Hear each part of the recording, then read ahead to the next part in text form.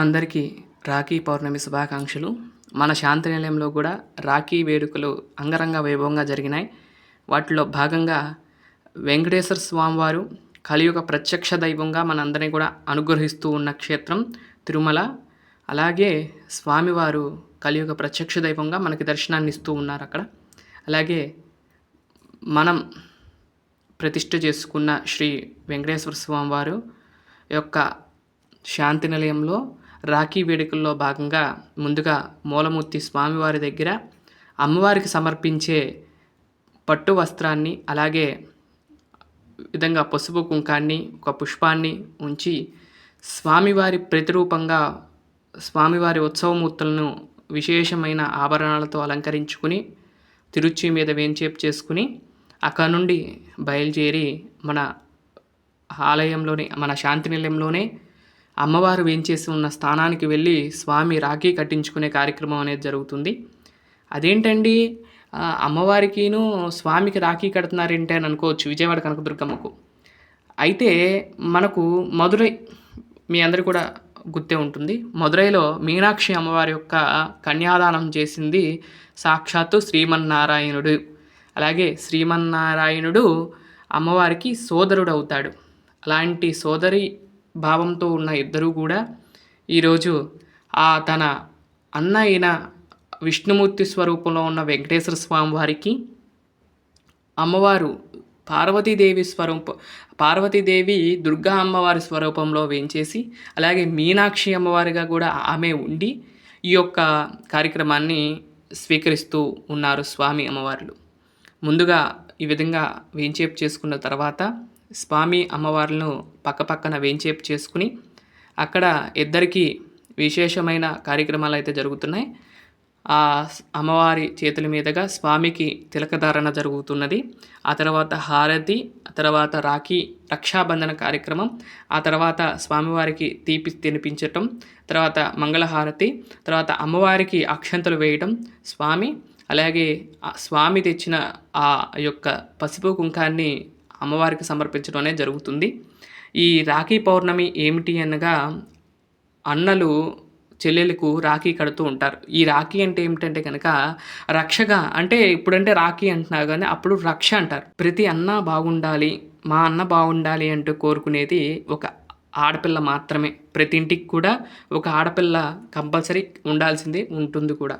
అలాగే ప్రతి ఆడపిల్ల ఏం కోరుకుంటుందండి? అన్న క్షేమము, అలాగే ఆ తల్లిదండ్రుల యొక్క క్షేమం ఎప్పుడు కోరుకుంటుంది. కాబట్టి అలాంటి క్షేమం కోరుకునే ఆడపిల్ల ఈ రోజున ఆ అన్నకు రాఖీ కడితే ఆ రక్షగా ఉండాలని కోరుకుంటూ, క్షేమంగా ఉండాలని కోరుకుంటూ ప్రతి చెల్లి కూడా అన్నకు రాఖీ కడుతూ ఉన్నది.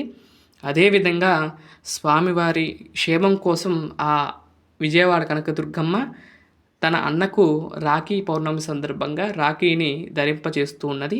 ముందుగా అమ్మవారి చేతిలో ఉంచుకుని అక్కడ నుండి స్వామికి చేతికి కుడి హస్తానికి ఈ యొక్క రాఖీ రక్షాబంధనాన్ని కట్టి ఆ స్వామిని ఇంకా రక్షగా ఉంటాను అన్నట్లుగా ఉంటూ ఈ విధంగా రక్షాబంధన కార్యక్రమాన్ని స్వామివారు స్వీకరిస్తూ మనందరికీ కూడా అనుగ్రహాన్ని ఇస్తూ ఉన్నాడు.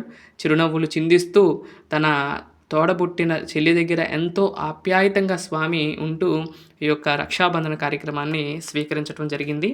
ఈ విధంగా ప్రతి ఒక్కళ్ళు కూడా ఈ రక్షాబంధన రోజు తమ చెల్లెళ్ళ చేత లేదా అక్కల చేత ఈ రక్షాబంధనాన్ని అందరికీ మరొక్కసారి రాఖీ పండుగ శుభాకాంక్షలు తెలియజేస్తూ ఈరోజు శ్రావణ మాసం పౌర్ణమి సందర్భంగా మనందరం కూడా రాఖీ పౌర్ణమిగా మనందరం కూడా జరుపుకుంటూ ఉంటాం. ఇందులో భాగంగా ఈరోజు రక్షాబంధన కార్యక్రమంలో భాగంగా మన శాంతి నిలయంలో ఈ యొక్క వేడుకలు అయితే జరిగినాయండి.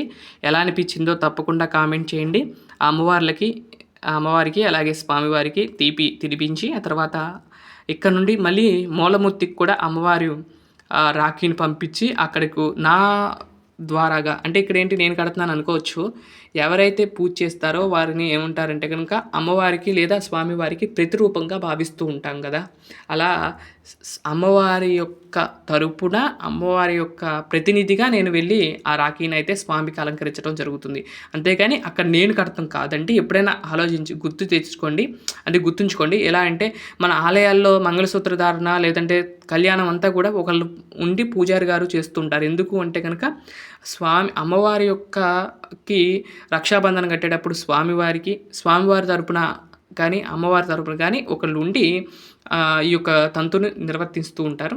అదే విధంగా ఇక్కడ కూడా అదే ఫాలో అవుతూ ఇద్దరికీ కూడా రక్షాబంధన కార్యక్రమాన్ని చేయించడం జరిగిందండి.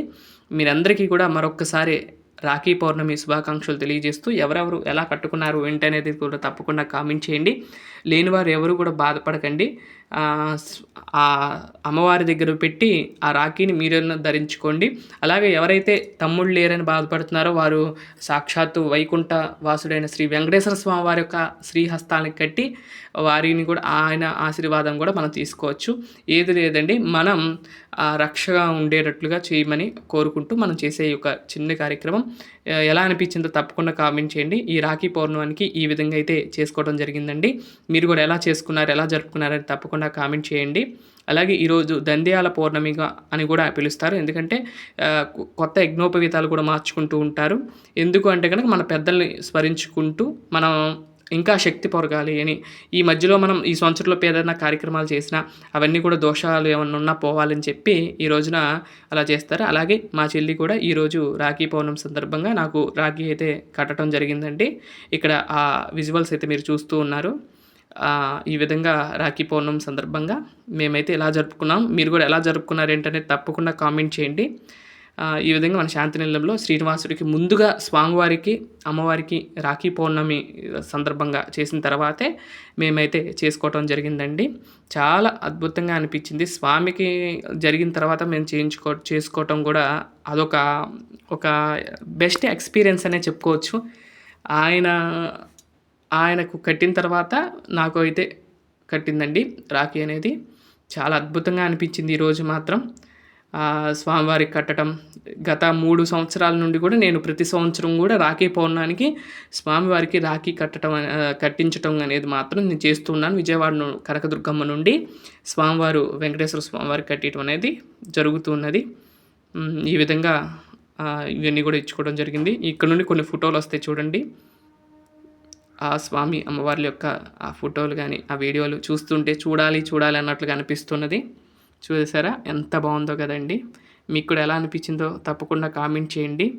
ఈ విధంగా కొన్ని ఫొటోస్ అయితే మీకు ఇక్కడ యాడ్ చేస్తున్నాను.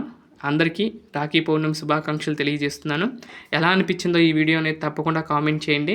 ఆ వెంకటేశ్వర స్వామివారు మరి యొక్క ఆ కనకదుర్గమ్మ ఆశీస్సులు మీ అందరి మీద ఎల్లప్పుడూ ఎల్లవేళలా ఉండాలని మనస్ఫూర్తిగా కోరుకుంటూ అందరికీ మరొకసారి రాఖీ పౌర్ణమి శుభాకాంక్షలు తెలియజేస్తున్నాను.